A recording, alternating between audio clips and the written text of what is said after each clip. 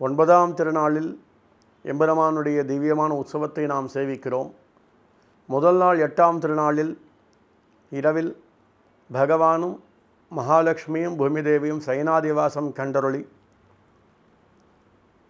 அர்த்தராத்திரியில் நடு இரவில் பெருமாள் தேவிகளுக்கு சொல்லாமல் காட்டிலே இருக்கின்ற துஷ்ட மிருகங்களை துஷ்ட ராட்சசர்களை சம்ஹாரம் செய்வதற்காக எழுந்தருளி மீண்டும் திரும்பி வரும்பொழுது 9 போர்வைகளையும் உதறி பார்த்து மோதிரம் தேடியும் கிடைக்காமல் கோவிலுக்கு வந்து, பிறகு கோவிலில் வாசலில் பெருமாள் உள்ளே நுழைய முற்படும் பொழுது தேவிகள் அவரை உள்ளே விடாமல் கதவை சாற்றியிருக்க 3ஆம் முறை திறந்து தேவிகளும் பெருமாளும் சந்தித்து தேவி சம்வாதம் நடக்கும்.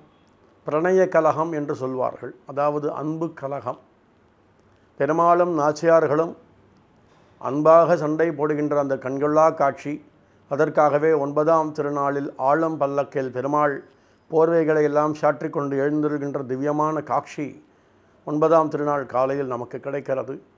போர்வை சாற்றிக்கொண்டு பெருமாள் எழுந்துருளி குதிரை வாகன மண்டபத்தின் முன்பாக பெருமாள் 9 பிரதட்சணம் செய்து 9 போர்வைகளை களைந்து பார்த்து தொடர்ந்து மாலைகளை எல்லாம் சாற்றிக்கொண்டு கோவிலுக்கு எழுந்துருளி இவ்வாறு சம்வாதங்கள் எல்லாம் கண்டொருளி ஸ்ரீ நம்மாழ்வாருக்காகவே பெருமாள் செய்கின்ற அபசாரங்களை எல்லாம் பொறுத்தோம் என்று நாச்சியார்கள் சொல்லி பெருமாளையும் நாச்சியார்களையும் நம்மாழ்வார் சேர்த்து வைத்து தொடர்ந்து பெருமாளும் நாச்சியார்களும் ஆஸ்தானம் எழுந்துருளி மண்டபத்தில் தொடர்ந்து பெருமாளும் நாச்சியார்களும் சக்கரத்தாழ்வாரும் குளத்தங்கரையில் தீர்த்தவாரி மண்டபத்தில் எழுந்துருளி தீர்த்தவாரி திருமஞ்சனம் கண்டருளி அதைத் தொடர்ந்து திருக்குளத்தில் கைரவணி புஷ்கரணியில் ஷஷ்டிவர் சஹசிராணி பாகீரதி அவகாகனான் என்பதாக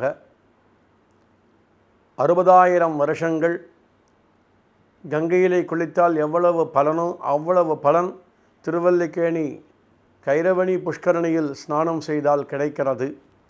அப்பேற்பட்ட இந்த புஷ்கரணியில் பெருமாள் சக்கரத்தாழ்வாரை மூலமாக தான் தீர்த்தவாரி கண்டருள்கிறார்.